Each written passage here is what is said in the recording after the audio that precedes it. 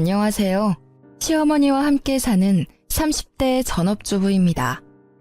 주변 지인들에게 시어머니와 함께 산다고 하면 다들 힘들겠다고 하며 안쓰러운 눈빛을 보내더라고요. 솔직히 친정엄마랑 같이 살다가도 싸우는데 시어머니와 같이 살면 불편한 점도 있긴 합니다. 무엇보다 삼시세끼 밥을 다 챙겨드리기가 쉽지는 않아요. 그래도 함께하는 게 싫지는 않네요. 사실 처음부터 시어머니와 저 사이가 좋았던 건 아닙니다. 결혼 후 처음으로 시댁 가던 날 시어머니는 아주 못마땅한 표정을 지으셨어요. 나는 네가 승무원이라 집에 자주 없어서 우리 아들이 걱정된다. 너가 해외에 있더라도 우리 아들 잘 챙겨. 엄마, 내가 무슨 한두 살 먹은 어린애야? 희연이가 날 낳은 것도 아닌데 얘가 날 왜 챙겨? 난 내가 알아서 잘하니까 괜히 희연이한테 그런 소리 하지 마. 변호사라는 직업이 얼마나 힘든 일이야. 재판하고 하는 게 얼마나 정신적인 스트레스인데. 그래서 일 안 하고 집에서 너만 내줘야 할 며느리를 구하고 싶었는데, 에휴. 요새 같은 세상에 그런 이야기하면 밖에서 욕먹어요. 그리고 나 못지않게 스튜어디스도 스트레스 많이 받아요. 요새 비행기에 진상 부리는 손님이 얼마나 많다고. 그리고 불편한 유니폼 입고 몇 시간씩 비행기에서 서서 일하는 게 얼마나 어렵다고. 나는 그나마 앉아서라도 일하지. 솔직히 그렇게 따지면 나보다 희연이가 더 힘들다고. 유니폼 이야기 나와서 말인데 나는 솔직히 너가 다리 훤히 내놓고 몸에 다 드러낸 옷 입고 일하는 게 싫다. 꼴사납게 그게 뭐니? 어머니 눈에는 변호사인 승준 씨보다 스튜어디스인 제가 못나 보일 수 있지만요. 저는 제 일에 자부심을 느끼고 아주 즐겁게 일하고 있어요. 그리고 유니폼이 치마라서 어쩔 수 없이 다리를 보여야 하는 건 사실이지만 남들 눈이 찌푸려질 정도로 짧거나 보기 흉한 건 아니잖아요. 그렇게 따지면 여학생들 교복도 치마가 아닌 바지로 바꿔야죠. 안 그래요? 너 아주 당돌하구나. 어디서 시어미한테 말대답이야? 엄마가 먼저 희연이한테 유니폼이 꼴사납다고 했잖아. 왜 갑자기 희연이 직업 가지고 트집을 잡냐고요? 결혼식까지 다 올리고 혼인신고까지 다 한 이 마당에. 못난 놈, 여자 치마폭에 쌓여서 아주 정신을 못 차리는구나. 내가 너를 그렇게 키웠어? 아주 희연이 전현이 내 아들 제대로 훈련왔어. 이승준, 너가 이러면 이럴수록 나는 희연이를 더 괴롭게 할 거다. 다시는 내 앞에서 희연이 편들지 마. 시어머니는 남편에게 화를 버럭 내고는 방에 들어갔습니다. 시어머니 뒷모습을 보니 앞으로 결혼 생활이 심히 걱정되었어요. 역시나 시어머니는 틈만 나면 제게 시어머니 노릇을 하려고 시도했습니다. 어쩌다 한 번씩 시댁에 가면 주방 일은 당연하다는 듯이 다 제 몫이었고 남편 잘 챙기라는 잔소리를 들어야만 했어요. 그나마 다행인 건 스튜어디스 업무 특성상 명절이라고 쉬는 게 아니었고 스케줄도 일정하지가 않아서 시어머니를 자주 보지 못했습니다. 그래서 힘들고 기분 상해도 그냥 참고 있었어요. 자주 보는 사이도 아닌데 굳이 싸울 필요는 없잖아요. 무엇보다 남편이 중간 역할을 잘해줘서 제가 굳이 시어머니와 다툴 일이 없었답니다. 그러던 어느 날이었어요. 막 비행을 마치고 사무실에서 쉬는데 시어머니한테 전화가 왔습니다. 너는 며느리란 게 얼굴 보기도 힘드냐? 남들은 며느리랑 손잡고 쇼핑도 가고 영화도 보러 가고 맛있는 음식 먹으러 간다던데 나는 이게 뭐냐? 항상 절 볼 때마다 벌레 보는 듯한 표정을 지으시던 시어머니가 며느리와 시간을 못 보낸다고 신세한탄을 하는데 조금 어이가 없었습니다. 속으로는 영화 보러 같이 가자고 해도 싫어하실 거 아니냐고 말하고 싶었지만 비행이 막 끝나 피곤해서 굳이 통화를 길게 하고 싶지는 않았어요. 어머니, 다음에 저 쉬는 날에 같이 영화도 보러 가고 해요. 그런데 무슨 일로 전화하셨어요? 시어미가 며느리한테 전화도 못하냐? 영화는 바라지도 않는다. 네가 좀 바쁜 몸이니? 나는 네가 바쁜 거 다 이해할 테니 다만 이제부터는 매일 안부 전화해. 그래도 가족인데 생사는 확인해야 하지 않겠어? 매일 안부 전화요? 그래, 매일 보겠다는 것도 아니고 핸드폰으로 전화 한 통 하자는데 싫냐?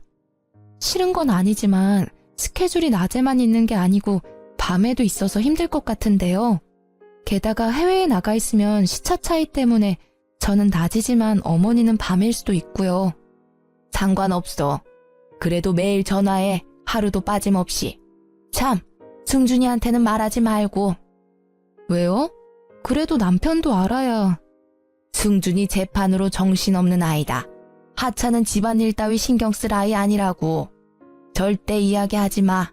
괜히 떠벌려서 승준이가 신경 쓰이게 한다던가 하루라도 안부 전화 빠지면 혼날 줄 알아.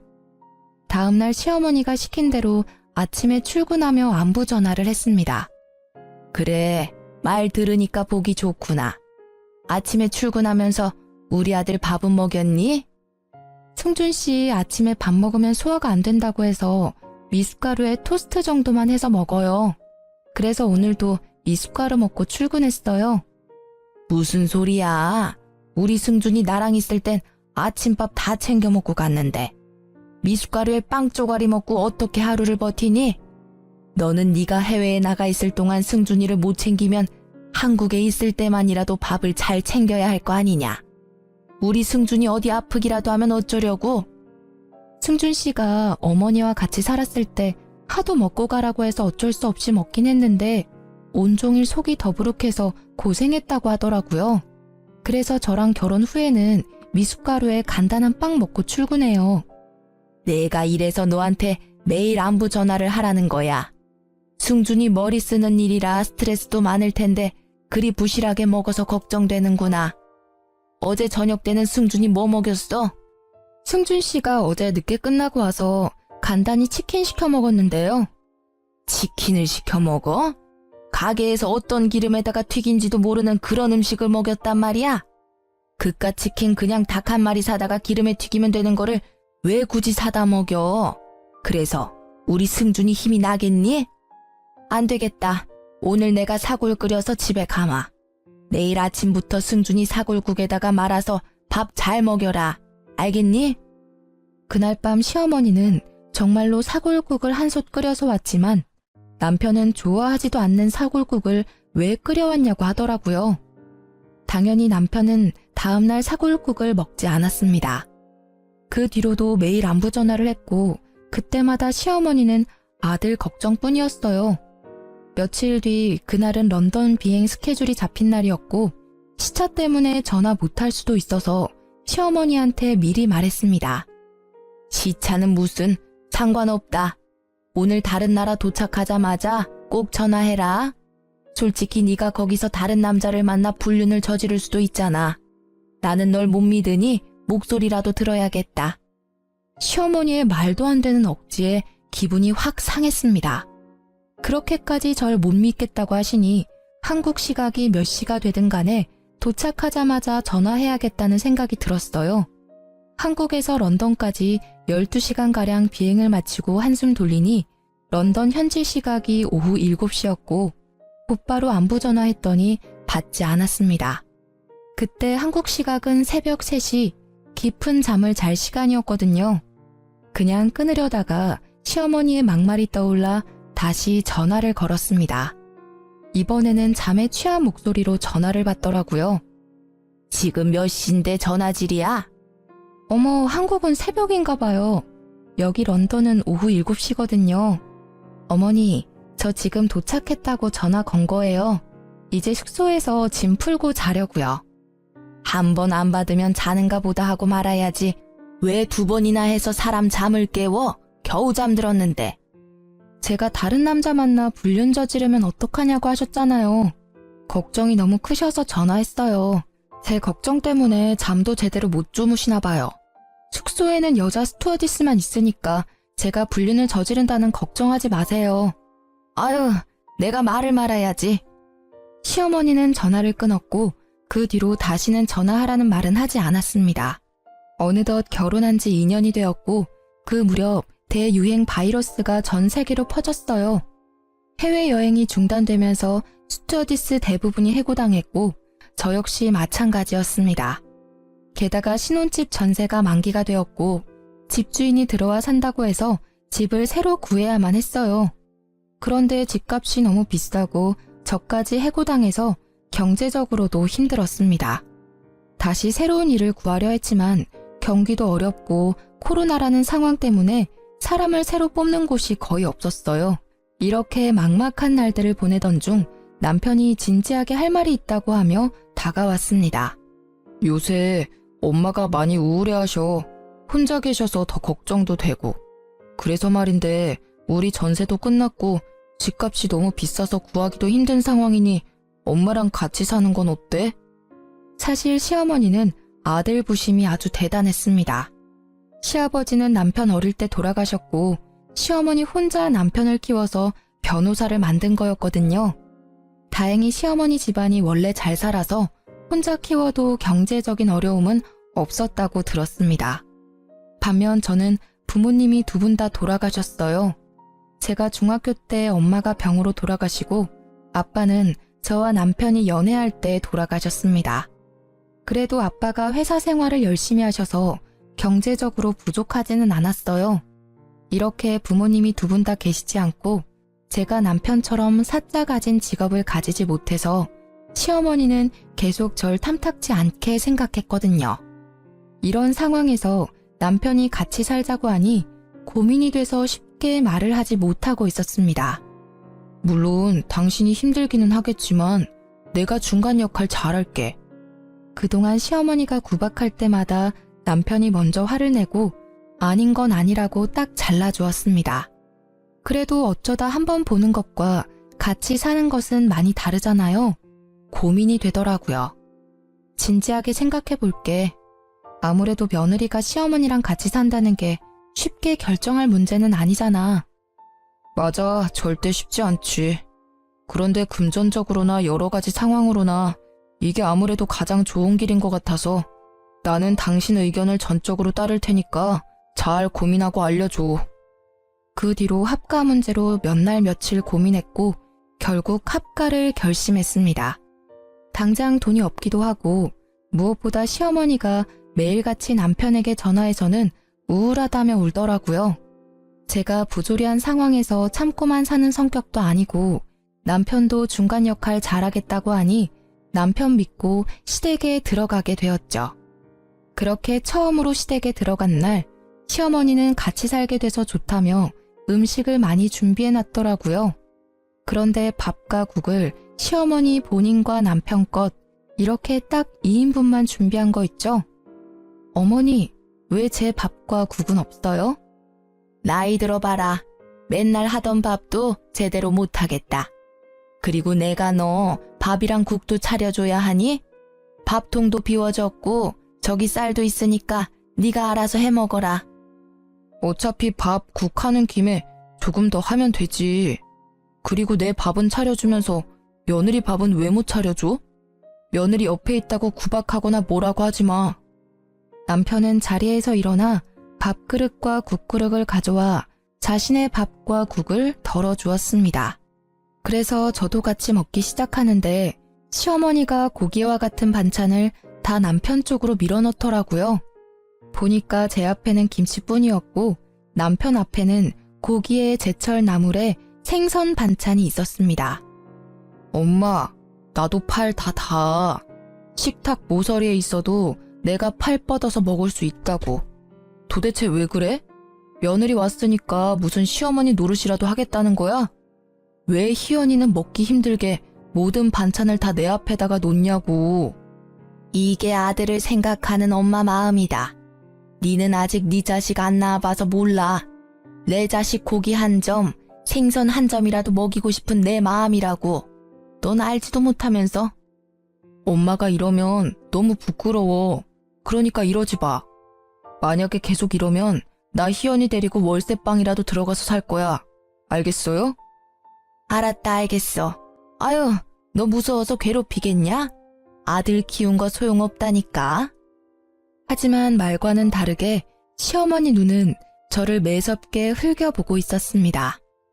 다음 날 아직 날이 밝지도 않은 새벽 5시부터 시어머니가 저만 깨워서는 조용히 나오라고 성화였어요. 아직 해도 안 떴는데 왜 벌써 깨우세요? 벌써? 너는 생각이 있는 거냐 없는 거냐? 승준이 출근해야 하니 얼른 아침밥 준비해야 할 거 아니냐? 어제 내가 식재료 다 써버려서 냉장고 텅텅 비었으니 얼른 새벽 시장 가서 장 봐. 얼른 나가라고 독촉해서 어쩔 수 없이 새벽 시장에 갈 채비를 위해 방으로 향했습니다. 어디 가는 거냐? 새벽 시장 가라니까. 왜 도로 방에 들어가? 이 새벽에 잠옷 입고 머리 이러고 시장 가면 사람들이 저 제정신 아닌 사람으로 봐요. 옷은 갈아입고 나가야죠. 지갑도 챙기고요. 방에 들어가니 잠기가 밝은 남편이 이미 일어나서는 신경이 곤두서 있었습니다. 아직 해도 안 떴는데 무슨 일이야? 어머니가 당신 아침 먹여야 한다고 밥상 준비하라고 그러시네. 그래서 지금 새벽 시장에 장 보러 가. 남편은 제 말이 떨어지기가 무섭게 방문을 열었습니다. 문 앞에서는 시어머니가 팔짱을 끼고 제가 나오기만을 기다리고 있었어요. 그런데 기다리던 제가 아닌 남편이 나오자 당황해 하더라고요. 아, 아들 일어났어? 좀 더 자지 않고. 계속 들락날락 하는데 내가 어떻게 자. 그리고 내가 언제부터 아침 챙겨 먹었다고. 엄마가 아침밥 차려줘도 나 안 먹었잖아. 기억 안 나? 나 희연이한테 아침 차려주라는 말 안 했어. 희연이가 아침에 너 밥 차린다고 혼자 일어나 있길래 나도 도와주러 나온 거야. 무슨 말도 안 되는 소리야. 희연이 결혼하고 한 번도 내 아침 차려준 적 없어. 내가 나 아침 안 먹는다고 말해서 아침에는 아예 밥 준비도 안 했다고. 그런데 무슨 갑자기 새벽 5시부터 일어나서 아침을 준비해? 보나마나 엄마가 시킨 거겠지. 희연아, 신경 쓰지 말고 얼른 들어가서 더 자. 남편은 제 손을 붙잡고 방으로 들어갔고 시어머니는 그 뒤에서 아무 말도 못하고 계속 흘겨보았습니다. 그 매서운 눈빛을 보니 앞으로 시집살이가 녹록지 않겠다는 생각이 들었어요. 그리고 속으로 다짐했죠. 당하고만 살지 않으려면 정신 똑바로 차려야겠다고요. 그날 오전 남편이 출근하자마자 시어머니가 저를 불렀습니다. 그러더니 냉장고의 모든 음식을 다 꺼내더라고요. 분명 새벽에는 냉장고에 식재료가 없다고는 했지만 냉장고는 각종 음식으로 가득 채워져 있었습니다. 어느 정도냐면 전쟁 나서 못 사 먹어도 이 냉장고만 있으면 한 달은 넉넉히 먹고 살겠더라고요. 사실 남편이 그동안 그렇게 버리라고 했지만 시어머니는 언젠간 다 쓸모 있다며 절대 버리지 않았습니다. 이제야 다 꺼냈네. 나는 친구들 만나러 다녀올 테니 너는 냉장고 청소도 하고 이 음식들 다 보기 좋게 정리해라.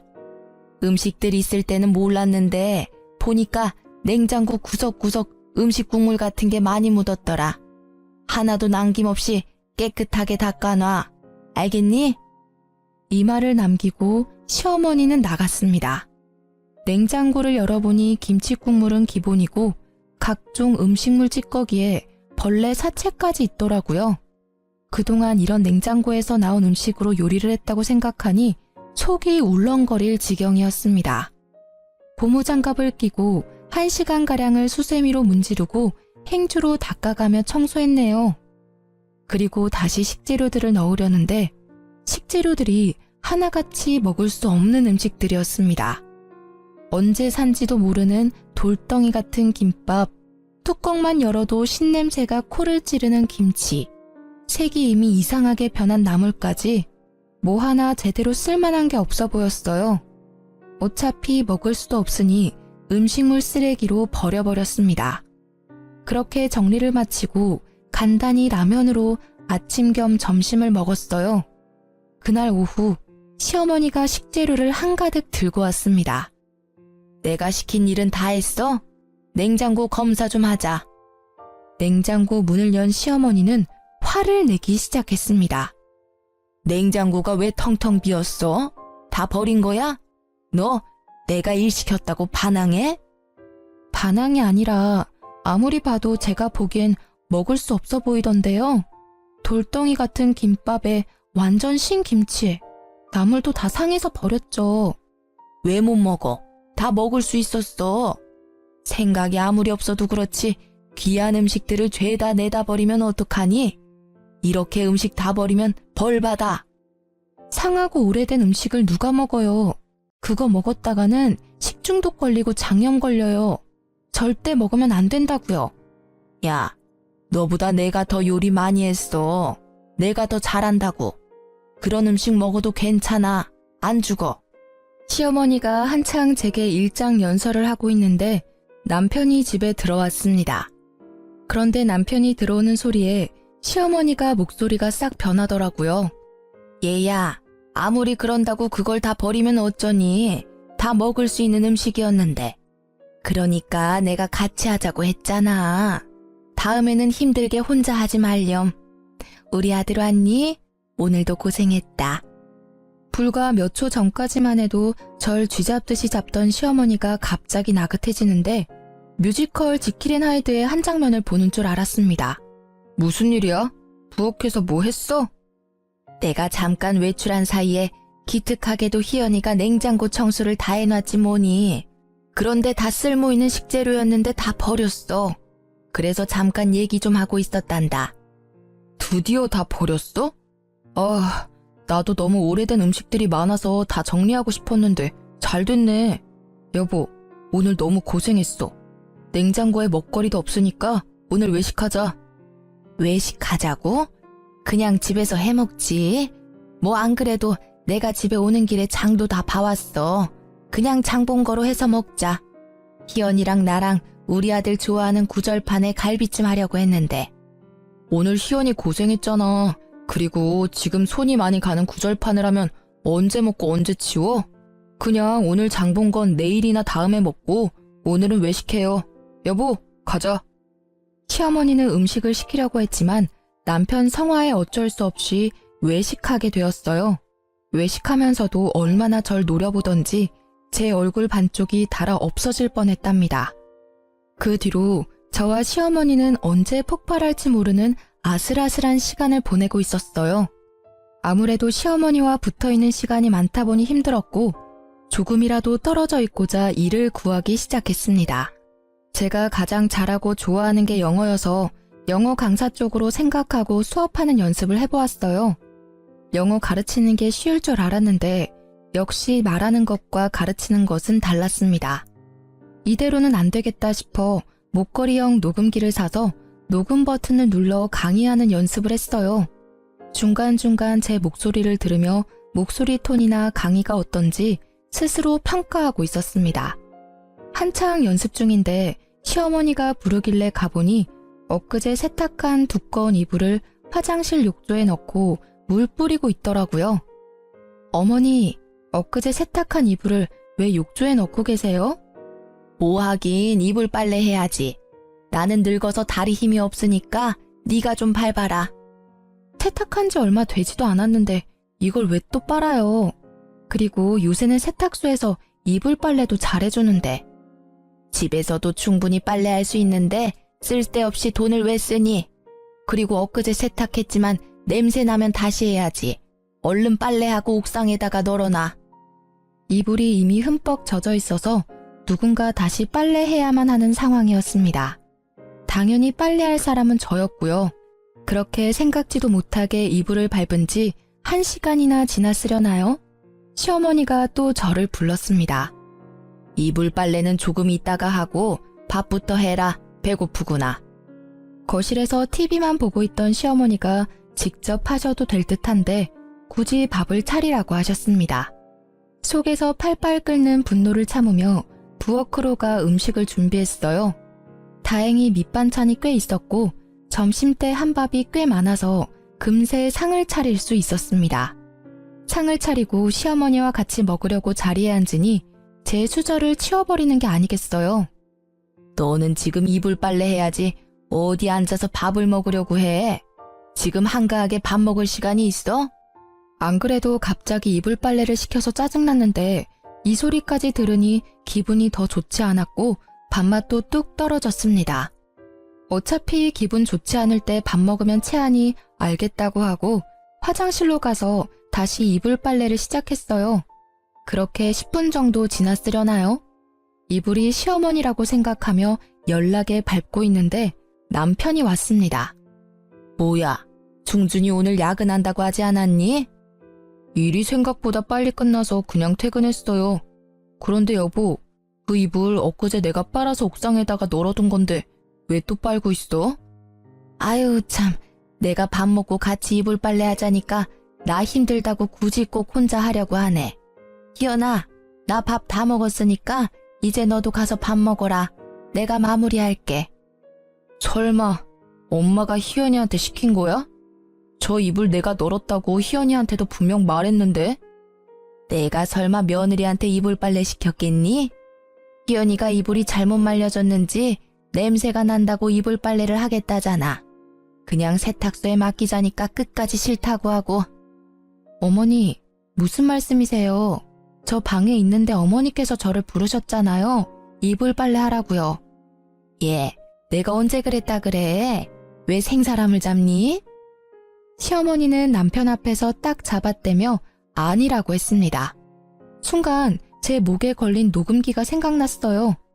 사실 아까 강의 연습한다고 녹음 버튼을 누르고 아직 꺼두지 않았거든요.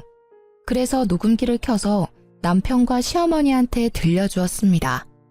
녹음기에는 아주 명확하게 시어머니가 이불 빨래를 시킨 대화가 다 녹음되어 있었고, 다 들은 남편이 시어머니한테 화를 냈어요. 엄마가 희연이한테 이불 빨래 시켰네. 더러워진 이불도 아니고 엊그제 빨래한 이불을 왜 또 빨라고 그래요? 남편 말에 시어머니는 아무 말도 하지 못했습니다. 빼도 박도 못할 명확한 증거가 있으니 오리발도 못 내밀더라고요. 엄마, 기분 나쁘게 생각하지 말고 들어요. 내가 정말 엄마가 걱정돼서 그래.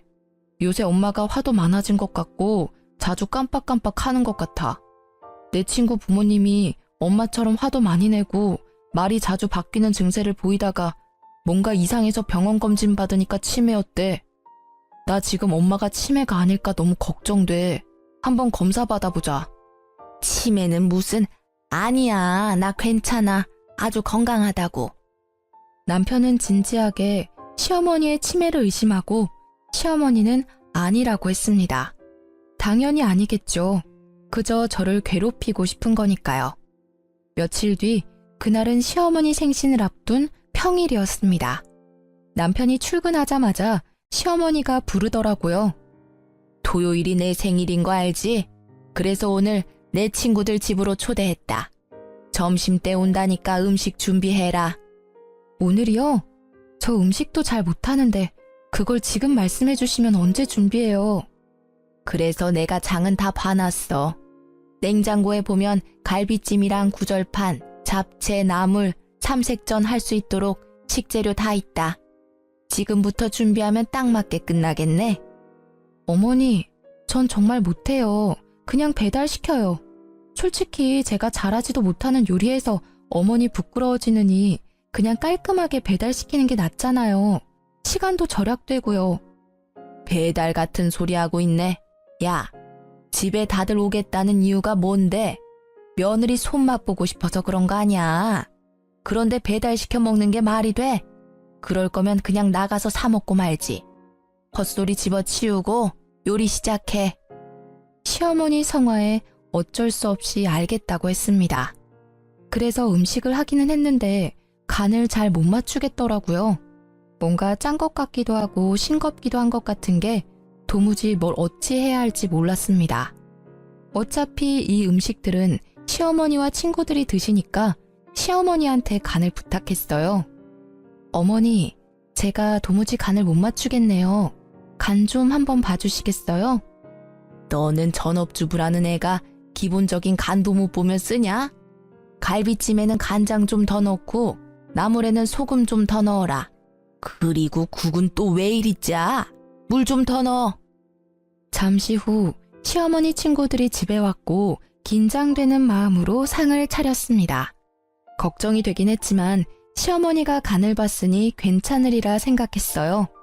그런데 한 입씩 맛보던 시어머니 친구들이 오묘한 표정을 지었습니다. 갈비찜은 좀 짜네. 국은 또 싱겁고. 음식이 왜 이러지? 그래? 맛이 좀 이상하긴 하네. 얘, 너 도대체 간을 어떻게 한 거야? 전업주부가 이깟 간 하나 맛깔나게 못 맞추면 뭐하러 사니? 똑바로 못해? 시어머니는 친구들 말에 민망했는지 괜히 큰 소리를 내셨고 아침부터 열심히 일했지만 오히려 욕만 얻어먹은 저는 화가 났습니다. 이거 다 어머니가 직접 간 보신 거잖아요. 저는 어머니가 하라는 대로 했는데요. 뭐야? 네가 잘못해놓고 왜 나한테 뒤집어 씌워? 뒤집어 씌우는 게 아니라 맞는 말을 한 것뿐이에요. 저는 애초에 음식 잘 못한다고 했고 그래서 어머니가 직접 간을 보신 거잖아요. 이 인연이 지금 어른들 앞에서 두 눈 똑바로 뜨고 대들어?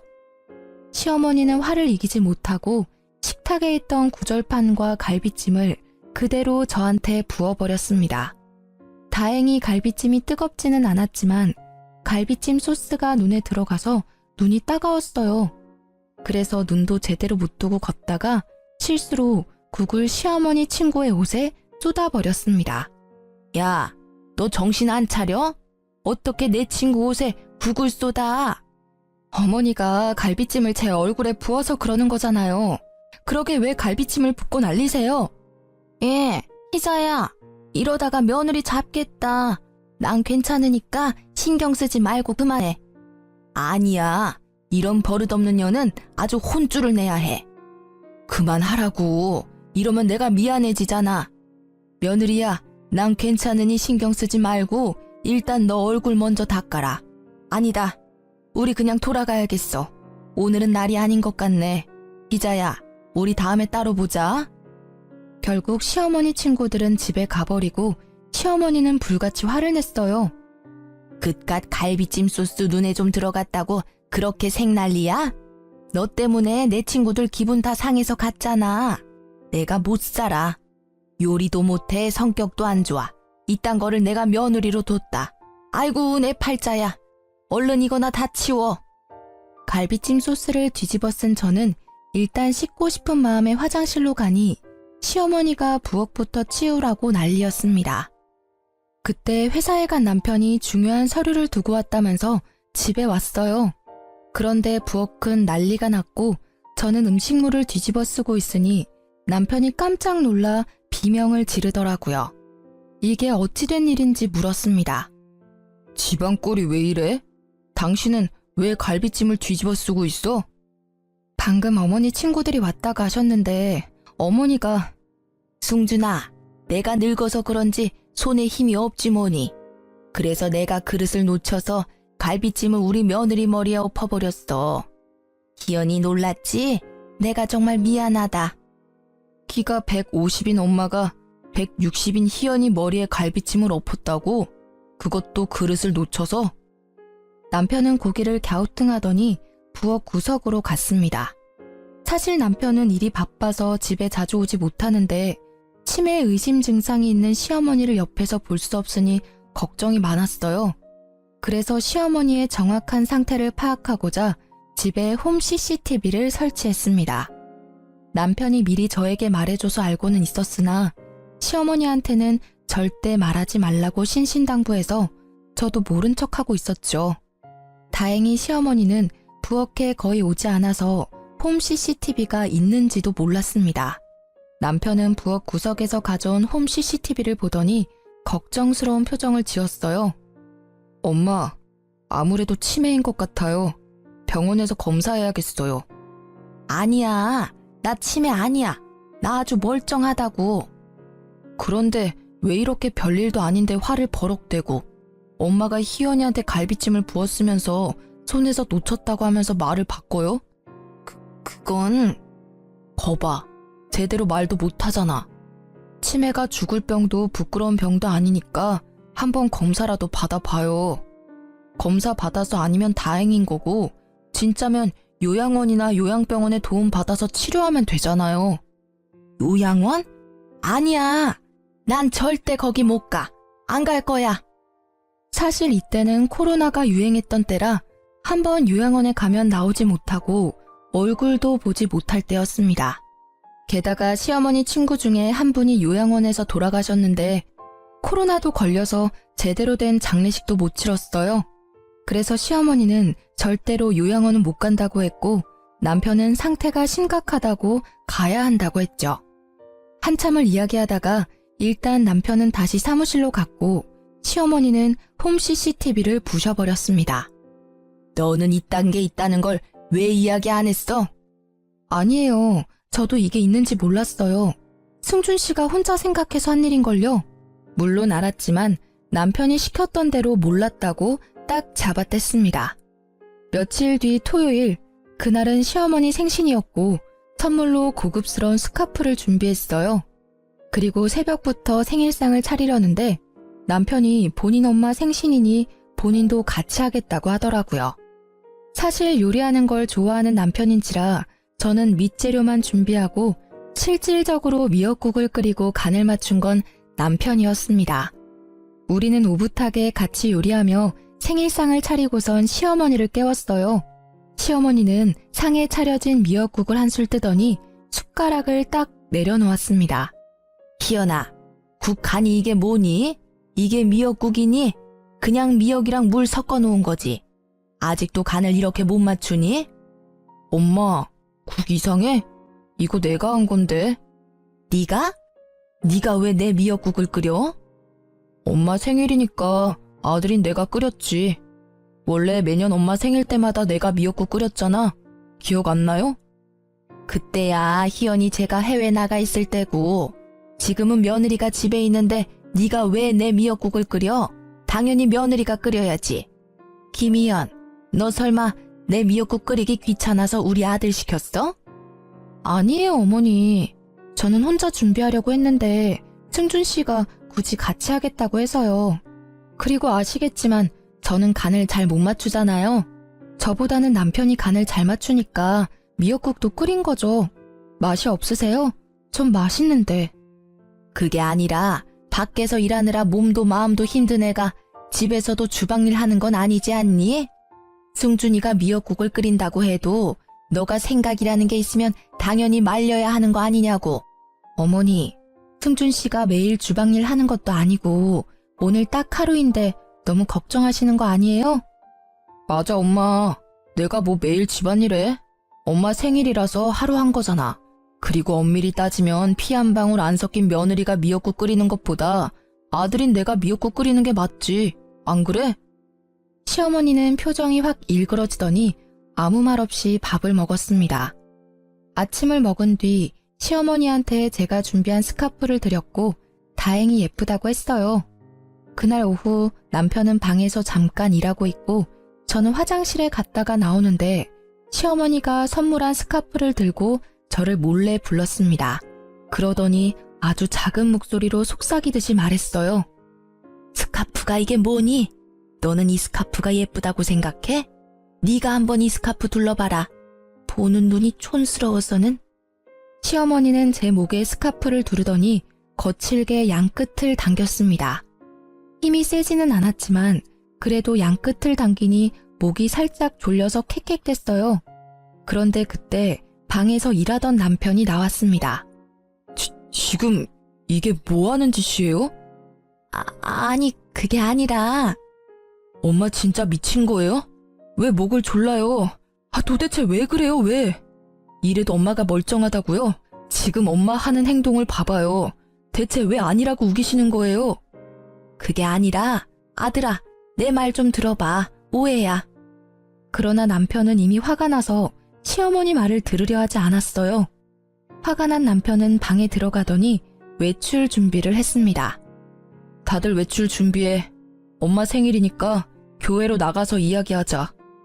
어디로 가는지 궁금했지만 남편 얼굴이 얼음장보다 차가워서 저나 시어머니나 아무 말 못하고 남편을 따라 나설 수밖에 없었습니다. 그렇게 차를 타고 간 곳은 웬 요양원이었어요. 요양원엔 왜 온 거니? 여기 내 친구 아버지가 운영하는 요양원이에요. 엄마가 말도 자주 바뀌고 난폭해지는 게 아무래도 치매 같아서 요양원 알아봤어요. 그럼 날 여기에 보내겠다는 거야? 어떻게 멀쩡한 어미를 버리니? 요새 요양원에 한번 들어가면 죽어서야 나온다던데 난 절대 못 간다. 엄마를 버리려는 게 아니라 의학적인 도움을 받으려는 거예요. 엄마 요새 너무 이상해. 말도 수시로 바뀌고 자주 거칠게 행동하잖아. 조금 전만 해도 엄마가 희연이 목도 조르고 이게 다 치매 초기 증상이래. 나중에 중증 치매로 발전하기 전에 여기서 도움 받자. 아니야, 아니라고. 그럼 도대체 요새 왜 그러는 건데? 이유가 뭐예요? 아이고, 답답해라. 그래, 나 사실 희연이가 싫었다. 하나뿐인 남편과도 같은 내 아들 승준이를 가져갔다는 생각에 일부러 구박한 거야. 말 바뀌었던 거, 희연이에게 거칠게 대했던 거는 희연이가 싫어서 그랬던 거지 정신이 이상해서 그런 건 아니었어. 남편은 이 이야기를 듣고 깊은 한숨을 내쉬었습니다. 엄마, 아무리 그래도 내가 선택한 내 여자야. 나는 이제 엄마 아들이기 전에 희연이 남편이라고. 엄마가 이러면 나는 너무 힘들어지고 엄마와 따로 살 수밖에 없어요. 솔직히 며느리가 시어머니 모시고 사는 거 쉽지 않잖아요. 그런데 그 힘든 일을 군말 없이 희연이가 해줬어. 나는 희연이 아니었으면 이렇게 엄마랑 같이 못 살았을 거야. 그러니까 구박하지 말고 잘 좀 해줘. 만약에 또 이러면 나는 이제 엄마 안 보고 살 수밖에 없어요. 이 말을 마친 남편 눈에서 눈물이 한 방울 툭 떨어졌습니다. 강직하던 남편 눈물에 시어머니도 깜짝 놀랐는지 다시는 그러지 않겠다고 약속했어요. 그 뒤로 시어머니는 저를 괴롭히지 않았고 평화로운 1년이 지났습니다. 저는 영어 강사로 취업했고 남편 변호사 사무실은 더 잘 되고 있었어요. 시어머니도 운동과 취미 활동을 하며 건강히 생활하고 계십니다. 그리고 지난주 시어머니 생신이 있었어요. 이번에는 남편이 일이 많아 새벽부터 저 혼자 시어머니 생일상을 차렸습니다. 이걸 너 혼자 다 차린 거니? 정말 고생 많았다. 고맙게 잘 먹으마. 불과 1년 전까지만 해도 음식 못한다고 그렇게 구박하셨는데 이렇게 고맙다고 말씀해 주시니까 너무 좋은데요. 얘는 부끄럽게 지나간 일을 왜 꺼내니? 희연아, 내가 그동안 너한테 내색은 안 했지만 나랑 같이 살아줘서 정말 고맙다. 어머니, 갑자기 왜 그런 이야기를 하세요? 낯간지러워요. 사실 친하게 지내던 친구 하나가 있는데 그 집 아들 며느리가 멀쩡한데도 그 친구를 요양원에 강제로 입소시켰대. 가끔 나랑 통화하는데 너무 억울해하고 힘들어하고 있더라. 그런 모습을 보니까 이렇게 아들 며느리와 함께 사는 게 얼마나 행복하고 감사한 일인지 느꼈단다. 우리 앞으로 친정엄마와 딸 사이까지는 못하더라도 친한 친척처럼 잘 지내보자. 제 손까지 붙잡으시며 진심으로 말씀하시는데 어지간하면 감동받지 않는데도 눈물이 찔끔 나오더라고요. 그리고 그때 결심했습니다. 시어머니를 진짜 친정엄마처럼 모시고 살기로요.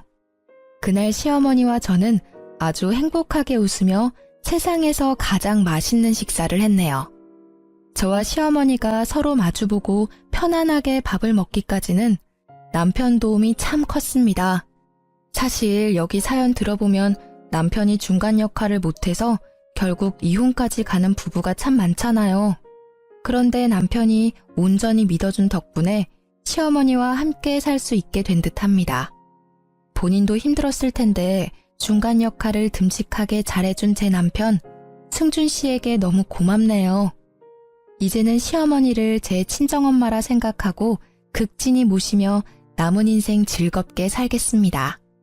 제 사연을 끝까지 들어주신 청취자 여러분도 항상 즐거운 일만 가득하시길 바라며 이야기를 마치려 합니다.